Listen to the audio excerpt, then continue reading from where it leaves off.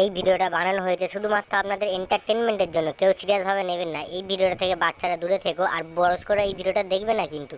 এই ভিডিওটা দেখার জন্য হেডফোন পরা আবশ্যিক। এই যে শোনো, তোমার বাড়িতে আমি কাজ করতে আসিনি। তাই এখানে কি করতে এসছো? বাল ছিটতে? হ্যাঁ, তুমি কি বললে? ও আরে কি হয়েছে তুমি আমাকে ভালো করে বলবে। তোমার পিন্ডি হবে, সারাদিন আমি বাড়িটা পরিষ্কার করে রাখছি।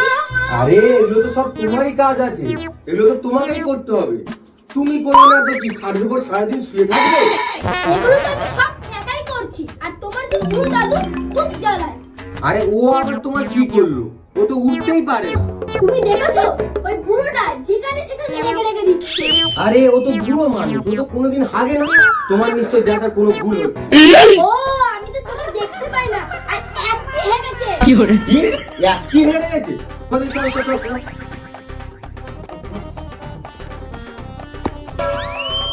এসো, দাঁড়াও দাঁড়াও, শোনো, শোনো। আরে আবার কি হলো? শোনো, আমি একটা কথা বলছি, আমি কিন্তু বুয়ের গন্ধ সহ্য করতে পারি না। আরে আস্তে আস্তে কথা বলো, শুনতে পাবে তো। শুনো শুনো, শুনলে আমার কোনো যায় আসে না। ওই চলো দেখো।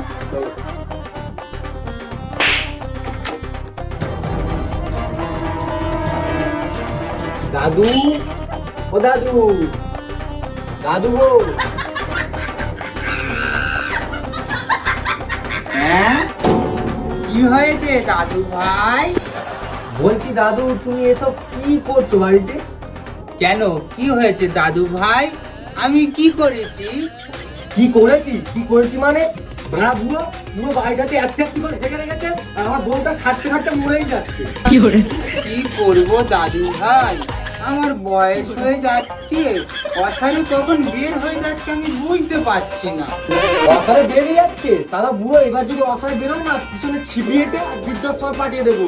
বারে দাদু ভাই ভাব, ছোটবেলা থেকে তোর ধনে কত তেল দিয়ে বড় করলাম, আর আজ আমাকে বৃদ্ধাশ্রমে পাঠিয়ে দিবি দাদু ভাই?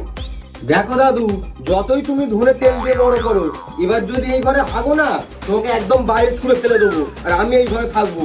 ঠিক আছে দাদু ভাই, আমি তোর ঘর ছেড়ে চলে যাচ্ছি, তুই ওখানে থাক।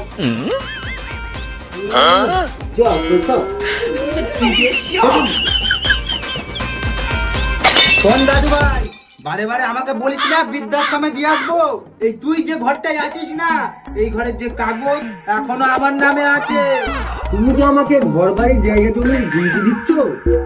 শোন দাদু ভাই, এই তুই যে বলিস না আমাকে সবসময় বৃদ্ধাশ্রমে রেখে আসবো, এর পরের বারে যদি আমি শুনি যে আমাকে আবার বৃদ্ধাশ্রমে রেখে আসবি, তা ওই বৃদ্ধাশ্রম আর এই তোর বাড়ি দুটো একবারে গায়ে ঢুকতে হবে। হ্যাঁ, বলে গেলাম।